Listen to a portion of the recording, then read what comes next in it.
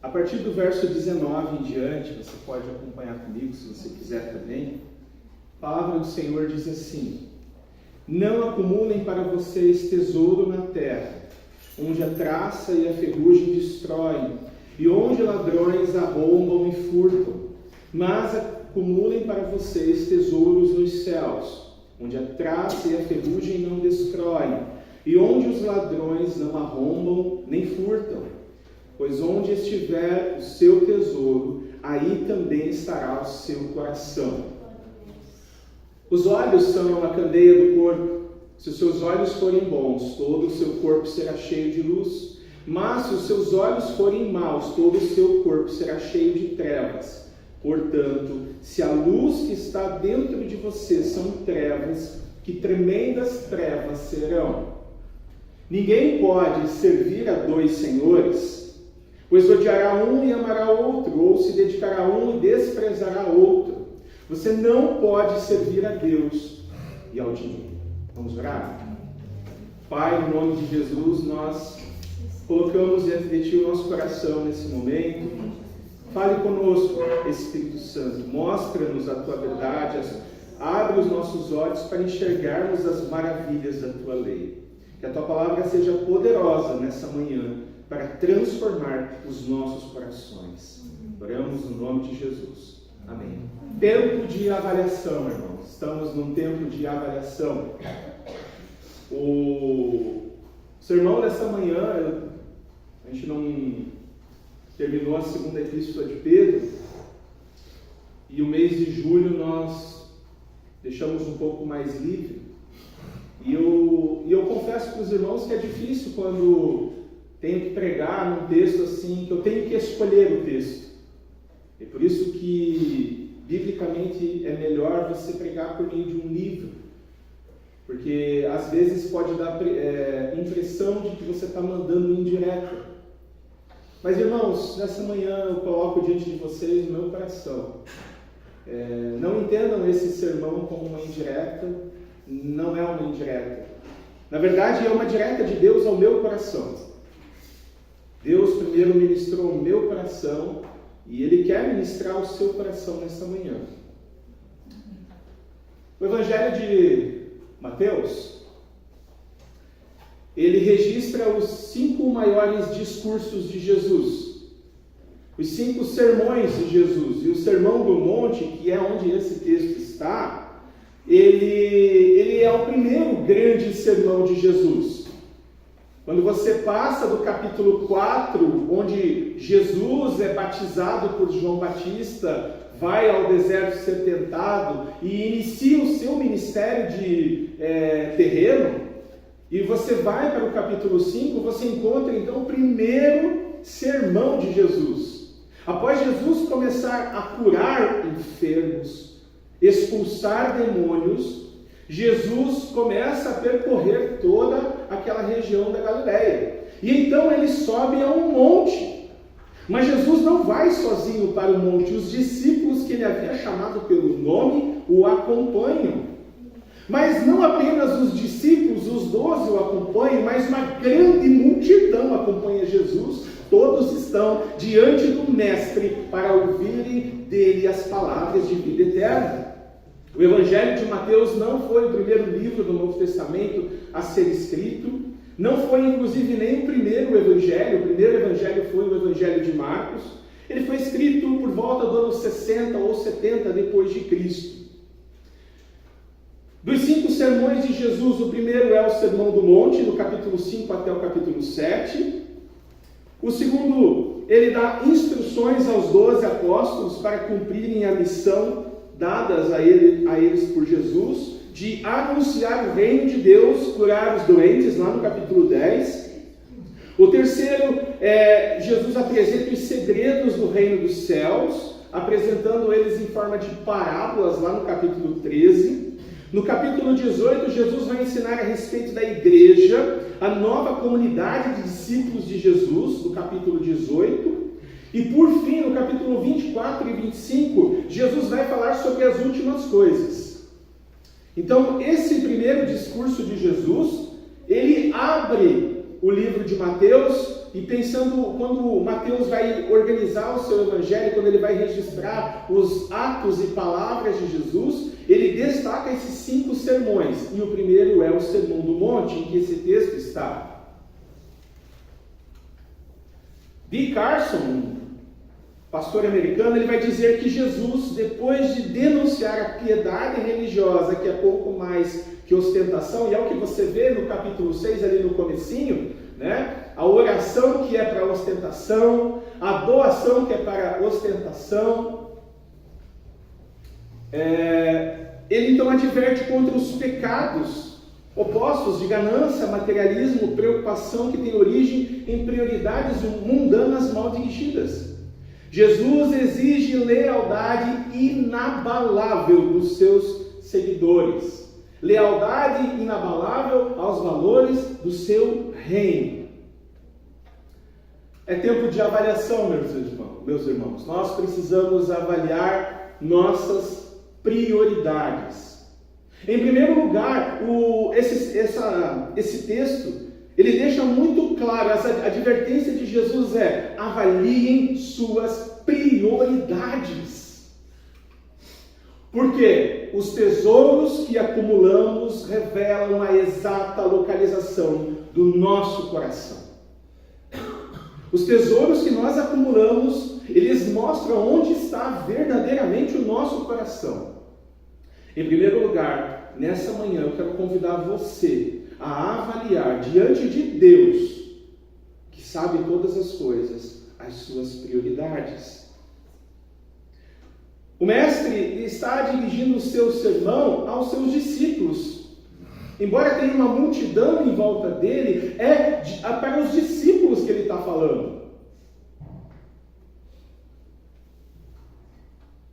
Os tesouros que acumulamos revelam de forma exata aonde está nosso coração. As nossas prioridades revelam também a respeito da nossa adoração.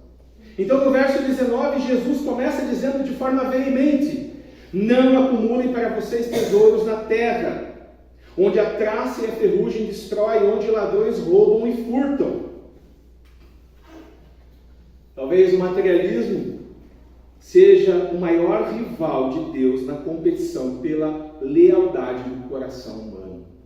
Os discípulos de Jesus que procuram acumular tesouros nessa terra estão em total desobediência ao mestre de suas vidas, ao Salvador de suas almas, ao que morreu e ressuscitou para dar-lhes vida eterna.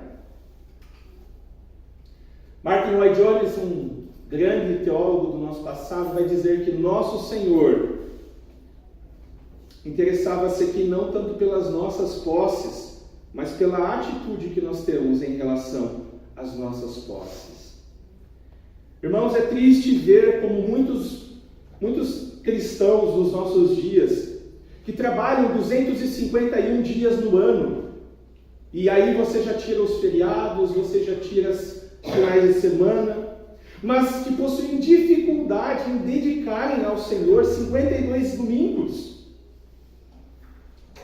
Talvez, se eu falar com o chefe de muitos desses irmãos e pedir sua frequência no seu trabalho, talvez o seu chefe vai dizer assim: não, a Sheila nunca falta, a Sheila é pontual.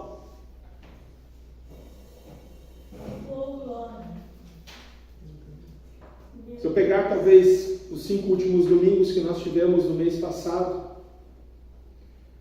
quantas faltas você teve no culto? A nossa igreja, ela possui diversas oportunidades de edificação. Nós temos pequenos grupos, temos escola bíblica, temos discipulado individual que acontece, temos culto de adoração. Irmãos, de todas as atividades que a nossa igreja oferece, ou que qualquer igreja na face da terra, qualquer igreja cristã oferece, o culto de adoração é a principal atividade. Porque é no culto de oração que nós nos reunimos como igreja para adoração, para oração, para edificação e para partilhar os nossos dons uns com os outros. Infelizmente, muitos dos que faltam aos cultos com frequência, e aí, irmãos, eu quero destacar que eu entendo a situação daqueles irmãos que trabalham, daqueles que estão doentes, enfim. Mas muitos que faltam com frequência aos cultos de adoração, trocando a adoração ao Deus Trino, único e verdadeiro, o trocam por conforto e prazer. Meu Deus. Eu entendo os irmãos que trabalham por escala, os irmãos que ficam doentes. Eu entendo, inclusive, os irmãos que, por exemplo, agora no mês de julho, foram passear, tirar suas merecidas férias, um descanso. Entendo perfeitamente, meus irmãos. O que eu não entendo é um discípulo de Jesus trocar a adoração comunitária pelo prazer dessa vida. Meu Deus. A melhor tradução para essa advertência de Jesus, segundo D. Carson, é: parem de acumular tesouros nessa terra. Coloque diante de Deus as suas prioridades nessa manhã. Amém, Jesus. E se a sua prioridade não tem sido buscar o Senhor enquanto se pode achar e invocá-lo enquanto está perto, eu te apelo nesse momento que você se arrependa desse pecado. Que você se converta desse pecado, que você mude a sua atitude em relação ao Senhor e Salvador, aquele que morreu no seu lugar para te dar vida eterna. Oh, Senhor. Porque a Escritura vai dizer em 1 João 1,9: se confessarmos os nossos pecados, Ele é fiel e justo para nos perdoar de todo pecado e nos purificar de toda injustiça. Não acumulem para vocês tesouro na terra, onde a traça e a ferrugem corroem, onde o ladrão pode roubar, diz o nosso Senhor Jesus. As coisas desse mundo são passageiras, o dinheiro e os bens que nós acumulamos são passageiros, e nós temos exemplos claros em nossa igreja, por exemplo, com os nossos irmãos que vieram da Venezuela como refugiados. Talvez você, quando olha um refugiado, um venezuelano, um haitiano, talvez você, não conhecendo a vida dele, não conhecendo o passado dele, o que ele viveu lá, você não sabe, mas talvez ele era um gerente de um banco, um médico, um dono de uma empresa, um construtor. E talvez você enxergando ele aqui, você fala: nossa, mas essa pessoa está numa profissão tão simples, tão humilde, ganhando tão pouco. Aquilo que nós acumulamos nessa terra é passageiro. O dinheiro que você tem é passageiro. O trabalho que você tem é passageiro. O chão que está debaixo dos seus pés é passageiro. E se não for a bondade e a misericórdia do Senhor, você não teria. O carro que nós dirigimos, as joias, o iPhone, aqueles que têm iPhone, claro, porque é só rico para ter iPhone, é uma coisa que o ladrão pode roubar. Você não possui o controle total da sua vida. Escute bem, você e eu não temos controle total das nossas vidas. Você não tem controle sobre o seu emprego. Você não tem controle sobre a sua saúde. Você não tem controle sobre a sua família. Você não pode controlar o dia da sua morte. Talvez você vai sair daqui e você vai morrer.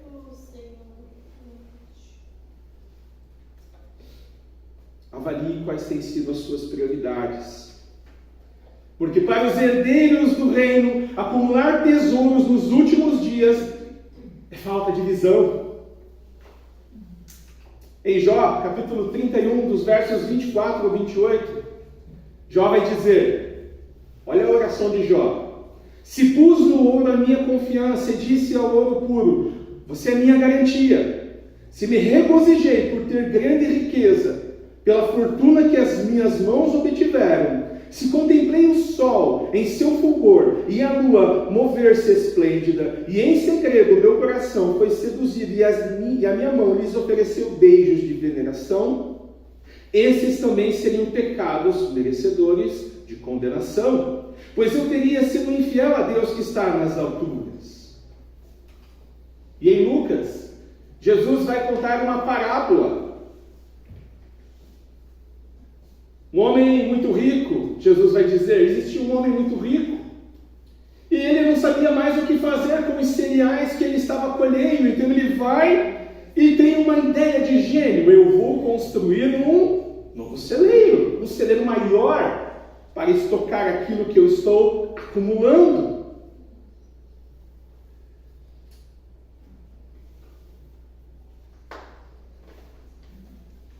E vou dizer, vou descansar, vou comer, vou beber e vou me alegrar. No verso 20, Jesus vai dizer: contudo, Deus lhe disse: insensato, essa mesma noite a sua vida lhe será exigida. Então, quem ficará com o que você preparou? Assim acontece com quem guarda para si riquezas, mas não é rico para com Deus. Você deve perguntar de forma honesta nessa manhã: onde está o seu coração? Onde está o seu coração?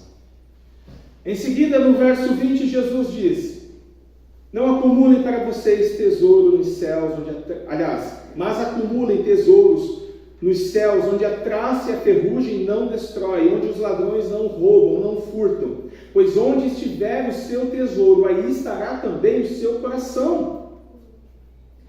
Mas como é que nós podemos então, pastor, acumular tesouros nos céus? É pergunta que não quer calar. Bom, a Bíblia nos oferece alguns exemplos de como nós podemos acumular tesouros nos céus. Em Mateus capítulo 5, no versos 11 e 12, na última bem-aventurança, Jesus promete a recompensa nos céus para aqueles que são perseguidos por causa do seu nome. Ser perseguido por causa de Cristo garante recompensa nos céus. Aqueles que são perseguidos pelo nome de Cristo estão acumulando tesouros nos céus.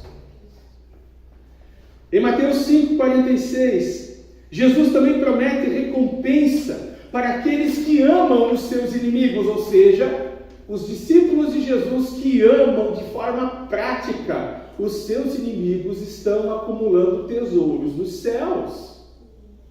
E alguém vai dizer: mas eu não sou Jesus para dizer, Pai, perdoa porque eles não sabem o que fazem, porque eu não sou Deus.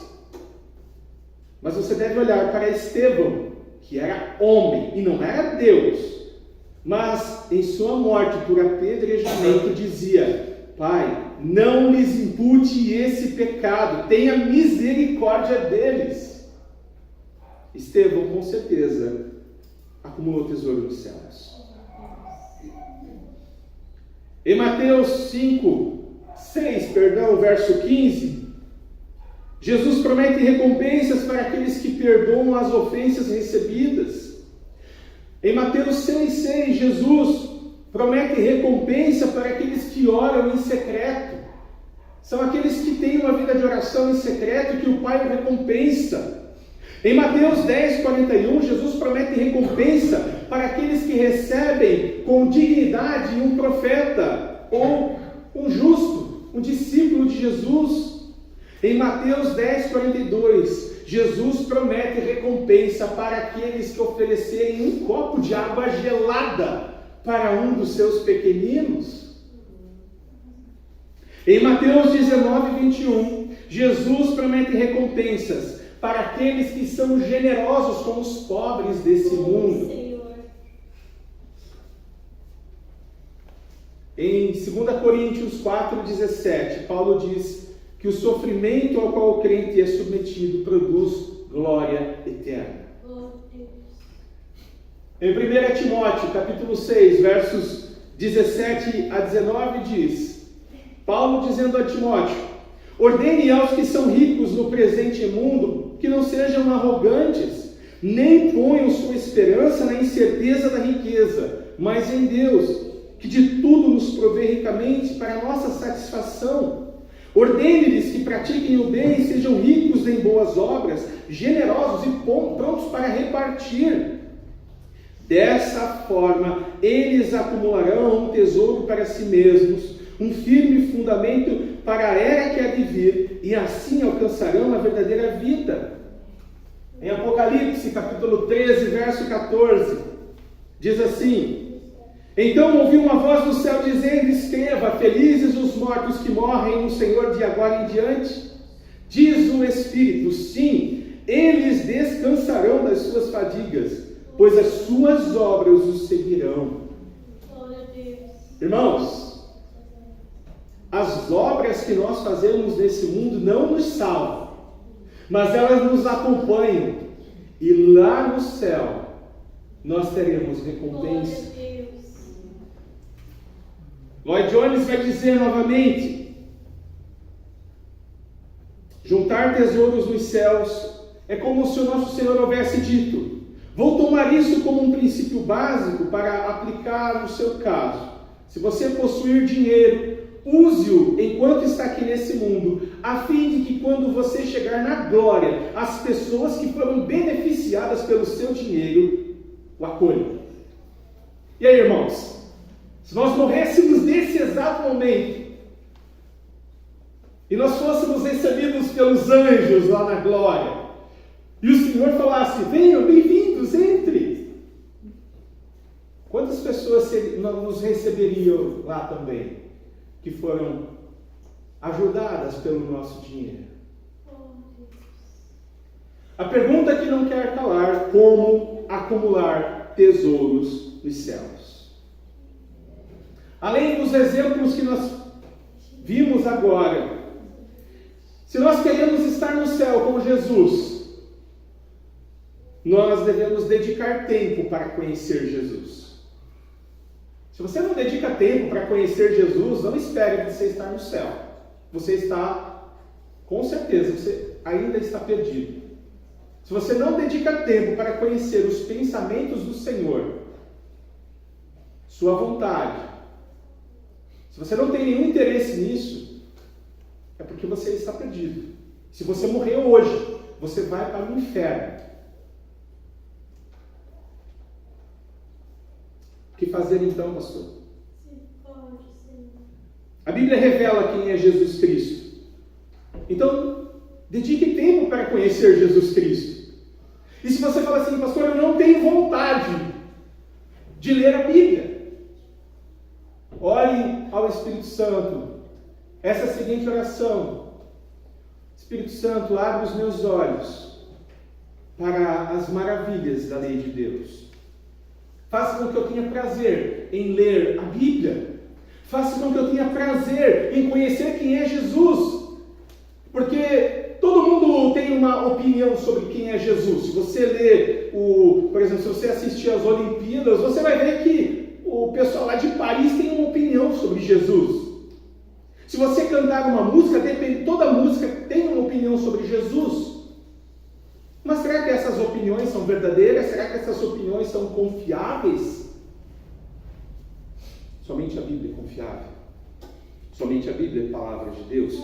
E somente a Bíblia revela de forma clara e precisa quem é Jesus Cristo e o que Ele deseja de cada um de nós. Faça um compromisso, dedique tempo para estar com o povo de Deus.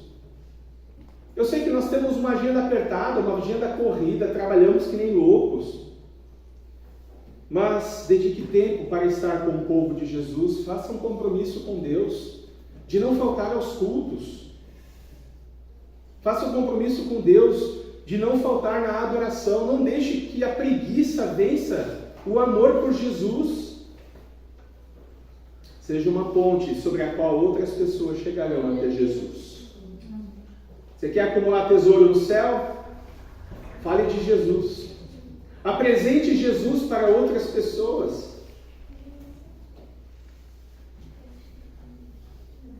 Nós estamos com uma demanda nas quintas-feiras. Nossa EBD tem crescido para a glória de Deus. Temos um grupo de adultos, temos um grupo de crianças, mas ultimamente tem surgido um grupo de jovens e adolescentes que não se encaixam talvez no nosso estudo de adultos e não se encaixam no das crianças e não sabem nada de Jesus. Irmãos, nós temos necessidades de mulheres e homens de Deus para falar de Jesus para esses adolescentes, para esses jovens. Não precisamos de ninguém para vir entretê-los. Eles não precisam de entretenimento. Eles vêm por causa de entretenimento, mas eles não precisam de entretenimento, porque o entretenimento não é capaz de salvá-los. O entretenimento não é capaz de mostrar-nos Jesus Cristo, a vida e a verdade. Nós temos cerca de 20 a 25 crianças que vêm toda quinta-feira. E nós temos poucos professores. Você quer juntar tesouros no céu? Venha na quinta-feira. Me procura. Para que você tenha um material para poder ensinar sobre Jesus.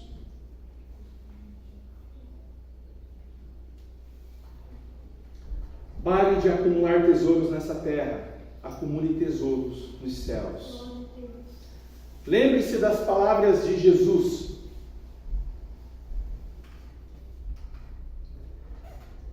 Quem ama seu pai ou sua mãe mais do que a mim não é digno de mim. Quem ama seu filho ou sua filha mais do que a mim não é digno de mim. E quem não toma a sua cruz e não me segue não é digno de mim. Quem acha a vida perderá. E quem perde a sua vida por minha causa, a encontrará. Decida nessa manhã encontrar Jesus e caminhar com Jesus. Decida-se nessa manhã em priorizar o reino dos céus. Porque aqueles que priorizam o reino dos céus, todas as demais coisas lhes serão acrescentadas. Promessa de Jesus. Avalie as suas prioridades. É tempo de arrependimento. É tempo de avaliação. Por que acumulamos tesouros nessa terra? Pergunta que não quer calar. Por que nós fazemos o que fazemos? Precisamos avaliar nossa visão. A cegueira espiritual nos leva a acumular tesouros nessa terra. Aqueles que são discípulos de Jesus e acumulam tesouros nessa terra, em vez de acumular tesouros no céu, fazem isso porque foram cegados, da mesma forma que Eva foi cegada pela serpente, da mesma forma que Demas foi cegado pelo mundo. Os olhos são a candeia do corpo. Se os seus olhos forem bons, todo o seu corpo será cheio de luz. Mas se os seus olhos forem maus, todo o seu corpo será cheio de trevas. Portanto, se a luz que está em você são trevas, que tremendas trevas são. Precisamos avaliar nessa manhã a nossa visão. Aqueles que trabalham arduamente para conquistar tesouros nessa vida estão cegos de forma espiritual. Se os seus olhos são saudáveis, você vai se esforçar para acumular tesouros no céu. Você tem se esforçado para acumular tesouros nos céus. Mas, se você está cego espiritualmente, você não enxerga a importância, a necessidade de acumular tesouros nos céus. O brilho das coisas desse mundo pode nos cegar para as coisas que realmente importam. Muitas vezes estamos cegos e não percebemos. Nesses dois versículos, Jesus então utiliza metáforas quase que parabólicas para alertar seus discípulos sobre a cegueira, sobre o perigo de termos prioridades equivocadas. Os olhos são a candeia do corpo, é como se fosse a lâmpada do corpo. Os olhos são parte do sistema sensorial do nosso corpo. Existem cerca de 80 órgãos no nosso corpo, contando seus pares. E você pode perder o paladar, você pode perder o tato, você pode perder até a audição. Mas perder os olhos é terrível. Perder a visão é terrível. Amém, irmã? Por que é terrível, pastor? Porque você vai ter dificuldade para andar sozinho. Você não vai saber para que lado ir. Você não vai conseguir atravessar uma rua em segurança sozinho. E é por isso que Jesus então compara os olhos a uma lâmpada que ilumina todo o corpo. Jesus não está falando de olhos físicos, ele está falando dos olhos espirituais. Ele fala do discernimento. Os olhos espirituais do discípulo de Jesus, quando estão saudáveis, eles são uma bênção. Por quê? Porque o olho saudável do discípulo de Jesus faz com que ele enxergue as prioridades corretas e que ele acumule tesouros nos céus, não apenas nessa vida. Porque no céu, ladrão não rouba, traça não corre, nada se perde. Em 2 Coríntios 11:3, Paulo diz: o que receio e quero evitar é que assim como a serpente enganou Eva com astúcia, a mente de vocês seja corrompida e se desvie da sua sincera e pura devoção a Cristo. Satanás é habilidoso em seduzir e enganar o povo de Deus. Que eu e você oremos com o salmista: eu te busco de todo o coração. Não permitas que eu me desvie dos teus mandamentos. Abre os meus olhos para que eu veja as maravilhas da tua lei. Faça essa oração.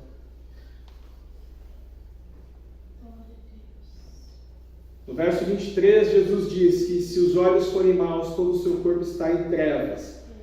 Portanto, se a luz que está dentro de você são trevas, que tremendas trevas serão.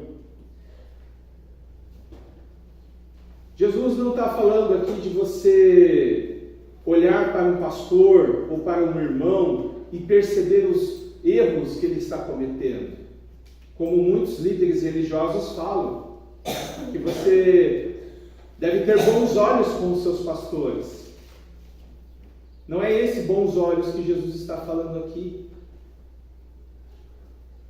Quando necessário, nós devemos sim, em amor, sempre em amor, chamar a atenção, conversar, apontar, mostrar o erro, inclusive dos pastores, porque somos pecadores e edificamos-nos uns aos outros, sempre em amor. Em Efésios, capítulo 4, verso 17 ao 20, Paulo vai dizer: assim eu lhes digo, e no Senhor insisto, que não vivam mais como gentios que vivem na futilidade dos seus pensamentos.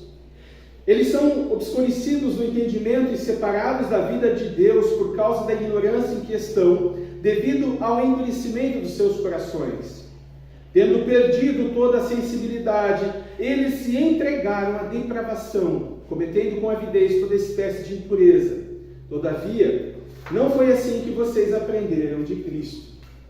Um crente que está cego espiritualmente, ele começa a viver de acordo com os padrões desse mundo. Viver de acordo com os padrões desse mundo, para um discípulo de Jesus, é um atestado de cegueira espiritual. Um cristão espiritualmente cego é aquele que endureceu o seu coração. O coração dele está tão duro que o evangelho não entra mais. Ele perde o discernimento. E por causa dessa cegueira, ele passa então a acumular tesouros nessa terra, ao invés de acumular nos céus. E mais, o discípulo de Jesus que está cego espiritualmente, ele começa a se entregar ao pecado. Ele começa a encontrar desculpas para pecar. Ele começa a procurar pastores, gurus, que vão interpretar a Bíblia do jeito que ele quer que seja interpretada, para que isso avalie e valide o seu pecado, a sua forma de viver.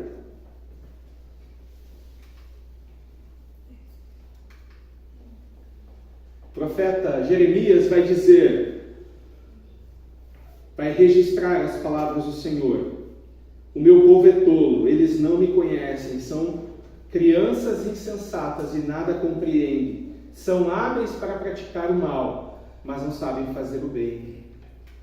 Em Efésios, Paulo vai dizer: porque outrora vocês eram trevas, mas agora são luz no Senhor. Vivam como luz, como filhos da luz, pois o fruto da luz consiste em toda bondade, justiça, verdade, como cantamos agora há pouco. E aprendam a discernir o que é agradável ao Senhor.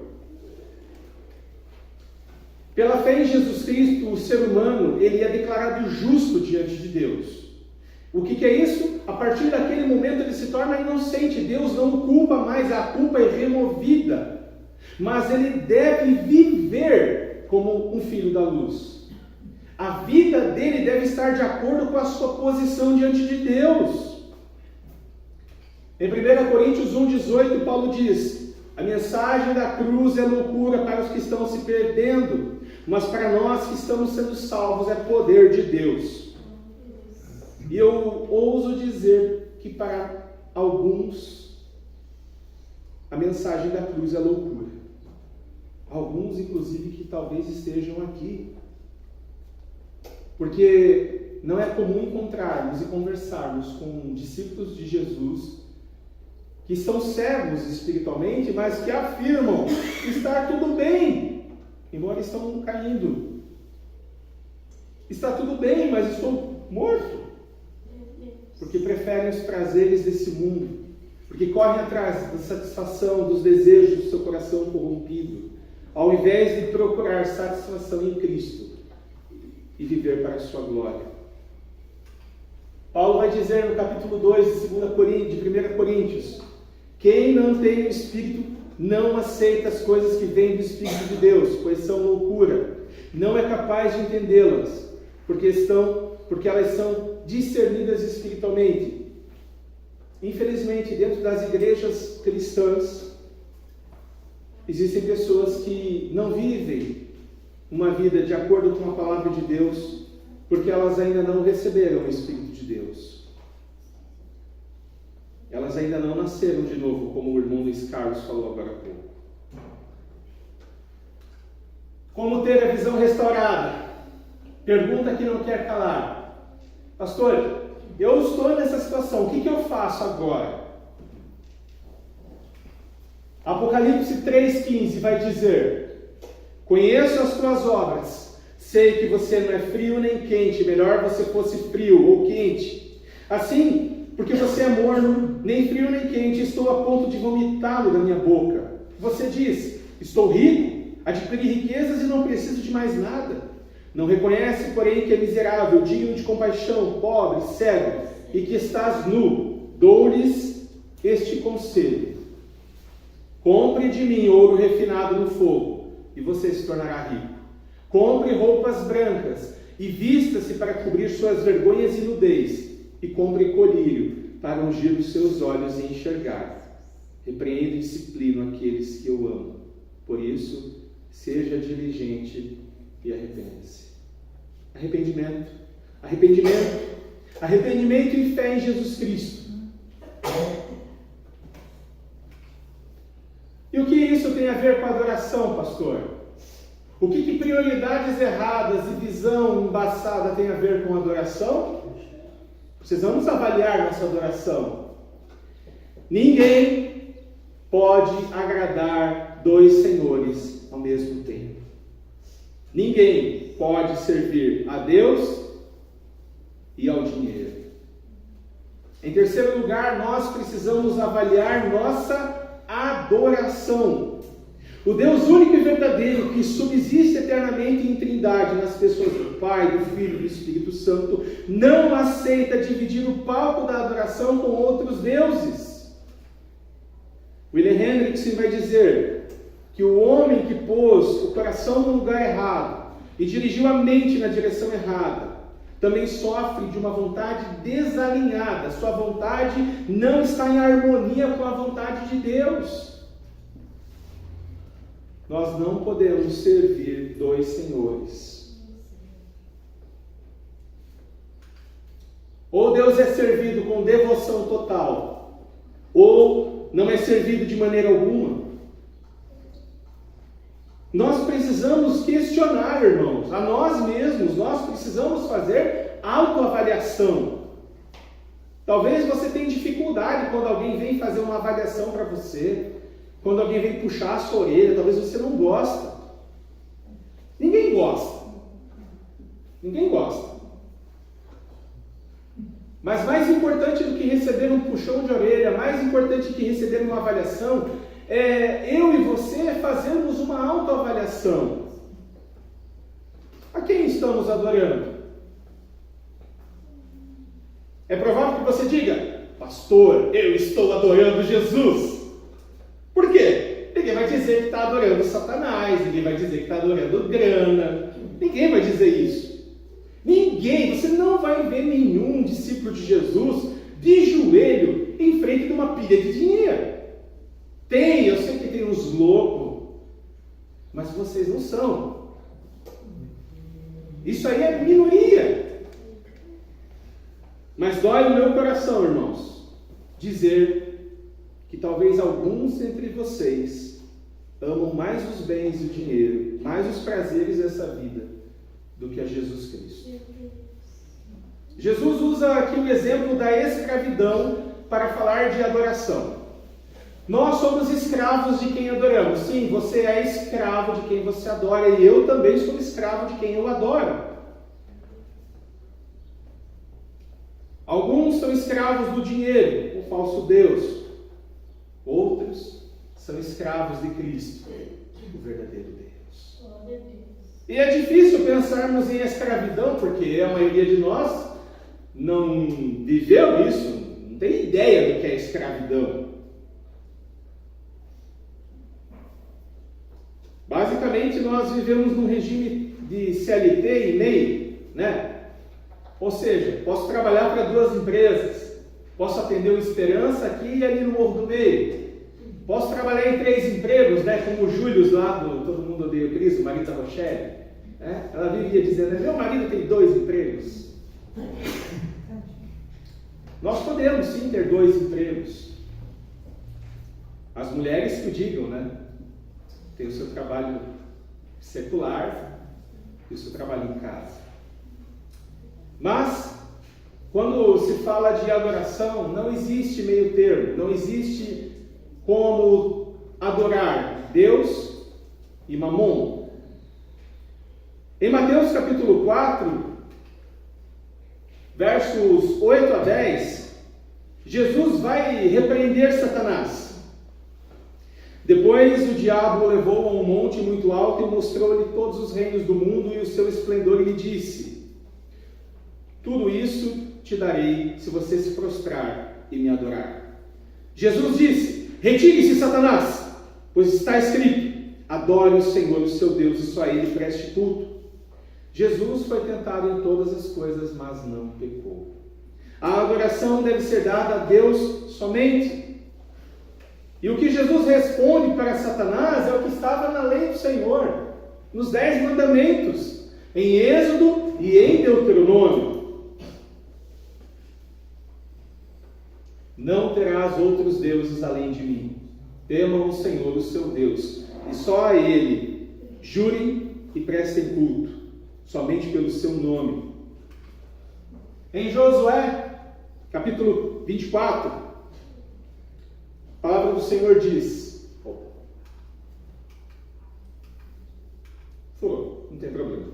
Em 24:15, diz assim: se porém não lhes agrada servir ao Senhor, escolham hoje a quem irão servir. Se aos deuses que os seus antepassados serviram além do Eufrates, ou aos deuses dos amorreus, em cuja terra vocês estão vivendo. Mas eu e minha família serviremos ao Senhor. Amém. Decida nessa manhã a quem você vai servir. Decida nessa manhã se você vai servir a Jesus Cristo, que morreu no seu lugar para te dar vida eterna, ou se você vai servir a Satanás.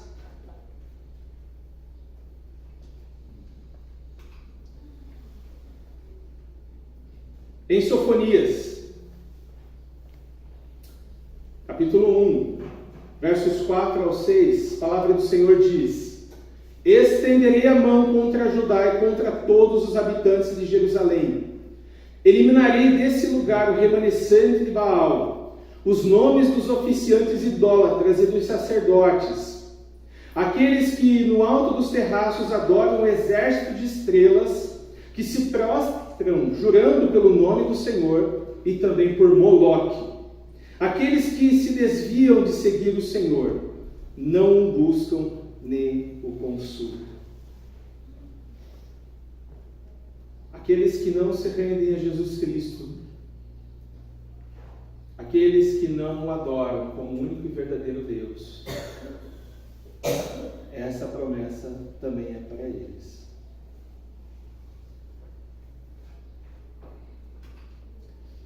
Em 1 João capítulo 2, versos 15 e 17. Não amem o mundo, nem o que nele há. Se alguém amar o mundo, o amor do Pai não está nele, pois tudo o que há no mundo, a cobiça da carne, a cobiça dos olhos e a ostentação dos bens, não provém do Pai, mas do mundo. O mundo e a sua cobiça passam, mas aquele que faz a vontade do Senhor permanece para sempre. Por fim, se alguém ama a Deus, então comprovará isso por meio de uma vida devotada a Ele, colocando tudo, dinheiro, tempo, dons, ao seu dispor, servindo. A quem você vai adorar? A Deus? A Mamon? É tempo de você fazer uma escolha, é tempo de você sair do muro.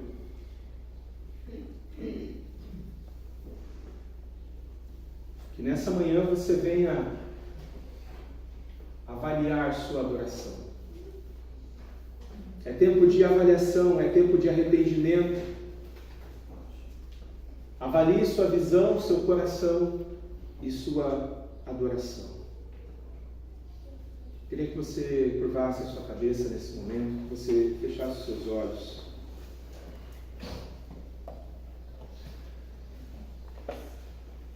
E se você, a partir de hoje, deseja dedicar toda a sua vida a Jesus Cristo, a priorizá-lo, se a partir de hoje você deseja acumular tesouros nos céus, talvez você fale, pastor, eu já tenho feito isso. Amém. Mas se você deseja, se Deus falou com você nessa manhã, eu gostaria que você ficasse de pé. E eu quero orar com você. Se você quer ter a sua visão restaurada, se você quer ter o seu coração alinhado com a vontade de Deus, gostaria que você ficasse de pé. Se você quer viver todos os dias da sua vida para Cristo, se você quer entregar a sua vida e o seu coração a Ele, e se você decide caminhar com Ele a partir de hoje, eu gostaria que você ficasse de pé.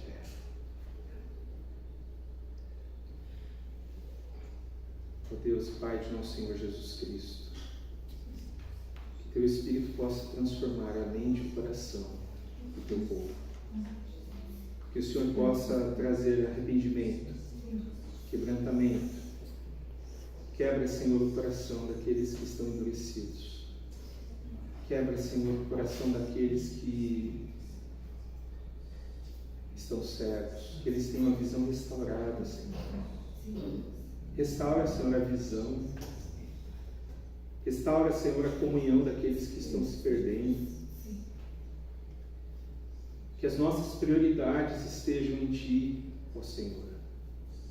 Que o nosso interesse esteja em acumular tesouros nos céus, não apenas nessa terra. Que nós venhamos a nos lembrar todos os dias que aqueles que priorizam o reino dos céus, o Senhor não nos deixa faltar nada. Trabalha, Senhor, no coração da Tua igreja. Trabalha, Senhor, no coração de cada um que está aqui. Que sejamos moldados, transformados pelo Teu Espírito, pela Tua Palavra. Nos torne, Senhor, mais parecidos com Jesus. Queremos ser parecidos com o Cristo da Bíblia.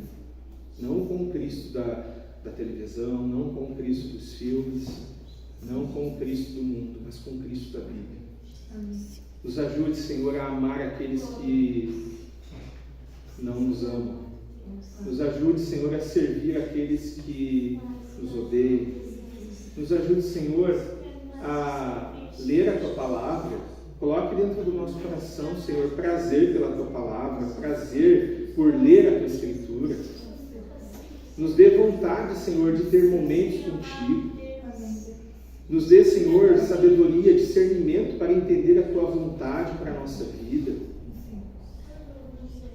Nos ajude, Senhor, encoraje aqueles que precisam de coragem para falar do Teu reino, para anunciar o Teu Evangelho. Seja poderoso, Senhor, em nosso meio. Faça a Tua obra para a glória de Deus, Pai. Oramos no nome de Jesus. Amém. Amém. Você pode ficar de pé?